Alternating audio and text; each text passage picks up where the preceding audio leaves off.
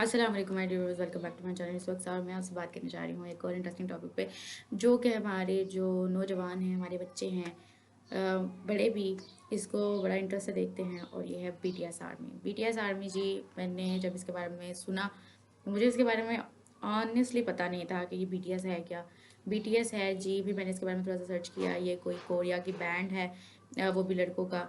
और वो ये क्या करते हैं जी, ये गाने गाते हैं और डांस करते हैं। What is this? और ये भी कोई फैसिनेट होने में, या फिर ये भी कोई जो है इफेक्ट होने वाली बात है, या इनमें कोई ऐसी बात थी? मुझे तो, मैंने इनकी एक दो ही आई थिंक वीडियोस देखी होंगी, उसमें ये गाना गाते हैं और ये डांस करते हैं। मुझे ना इनके डांस की समझ आई और ना ही मुझे इनके गाने की समझ आई। और मुझे बिल्कुल भी नहीं समझ आई कि इसमें ऐसा क्या चीज़ है कि हमारे जो बच्चे हैं, हमारी जो यूथ है, वो इससे बहुत ज़्यादा मुतासर होती है, बहुत ज़्यादा इसको फॉलो करती है, बहुत ज़्यादा इनके गाने भी पसंद करती है, इनका डांस भी पसंद करती है। मुझे इस बात की समझ नहीं आई। आई थिंक कि उनको ये लगता है कि लोग जो है वो, आई थिंक वो लुक वाइज बड़े अच्छे लगते हैं शायद इस वजह से।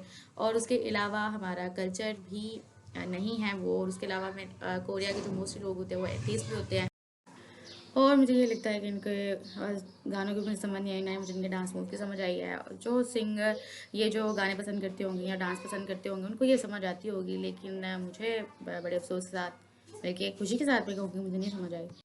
इनमें ऐसा क्या है जो लोगों को बड़ा पसंद आता है? तो आई थिंक उनकी लुकिंग बड़ी अच्छी है, बड़े क्यूट क्यूट से लगते हैं, सिर्फ ये बात हो सकती है।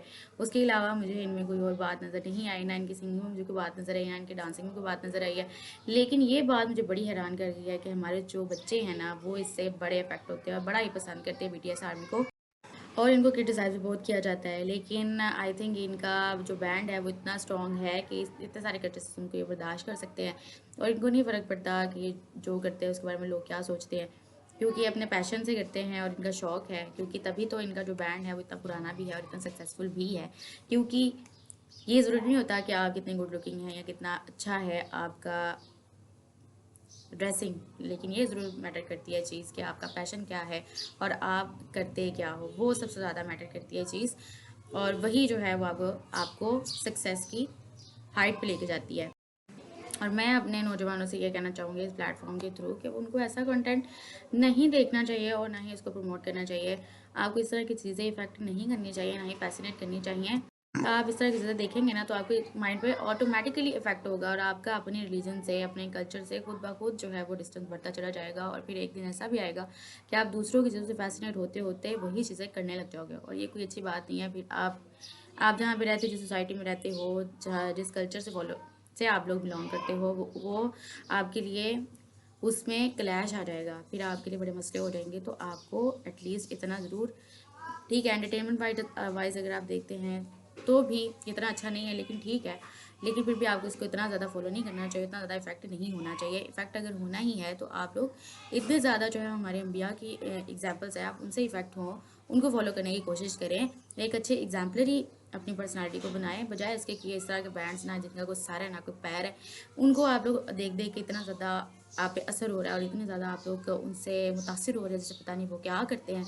तो मुझे भी ये बात समझ नहीं है कि वो क्या करते हैं ऐसा कि आप इस तरह से इफेक्ट होते हैं। अगर कोई दूसरा, अगर आपको वही काम करने के लिए कह दिया जाए तो आपको कितनी शर्मिंदगी होगी। इवन कि आपको अगर इस तरह का बैंड बना के गाने गाने और इस तरह से चौंका बजा के डांस करने का क्या करना पड़ जाए, तो आपको कैसा लगेगा? बुरा लगेगा। तो बिल्कुल यही बात है कि जो काम आपको खुद को अच्छा नहीं लगता, कि अगर आप ये करें तो आपको शर्मिंदगी होगी, तो आपको वो काम देखना भी नहीं चाहिए।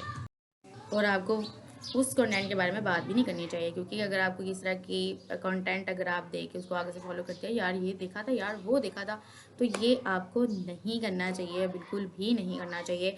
क्योंकि आपको सिर्फ और सिर्फ इफेक्ट होना ही है, आपने जो फॉलो करना ही है, तो आप जो आपके रिलीजन से रिलेटेड पर्सनैलिटीज़ हैं उनसे इफेक्ट हो, उन्हीं को फॉलो करें और उन्हीं को प्रमोट करें। लेकिन इसके बारे में कोई बात नहीं करता ना, क्योंकि इसमें फैसिनेशन नहीं है, इसमें फैशन नहीं है, और इसमें ना ही कोई, इनको लगता है कोई इफेक्ट ही नहीं है। क्योंकि इस तरह की बातें करेंगे तो हमें सारे बहन जी कहेंगे, अंकल जी कहेंगे। तो इन चक्करों में आप लोग अपनी पर्सनालिटी का वो हाल कर रहे हैं जो कि आपको कहीं का नहीं छोड़ेगी। सो आप इंसानों की दुनिया में रहते हैं, एक स्पेशल कल्चर, एक स्पेशल रिलीजन से बिलोंग करते हैं, तो आपको उसी को फॉलो करना चाहिए। बीटीएस, ये जो फीवर चढ़ा हुआ है ना, आपको इसको उतार के फेंक देंगे जितना जल्दी, उतना ही आपके लिए अच्छा है। अदरवाइज अगर आप इस तरह की जो आपकी कल्चर से रिलेटेड चीज़ें नहीं हैं, या जो आप के लिए मुश्किलें खड़ी कर सकती हैं, इस तरह की चीज़ें जिसके बारे में आपको बात करने में तो अच्छा लगता है क्योंकि ये जस्ट फैशन है, कूल लगने के लिए, लेकिन अगर आपको खुद वो काम करना पड़ जाए तो आपको बहुत बुरा लगेगा, तो ऐसा आपको नहीं करना है। आपको क्या अच्छा लगेगा? आपको ये अच्छा लगेगा कि आप जो है वो सीरत को पढ़ें, उसको प्रमोट करें, और उसके बारे में जब आप प्रमोट करेंगे तो लोग उससे इफ़ेक्ट भी होंगे, और उसको अगर फॉलो करेंगे तो उससे भी आपकी पर्सनैलिटी पे असर पड़ेगा।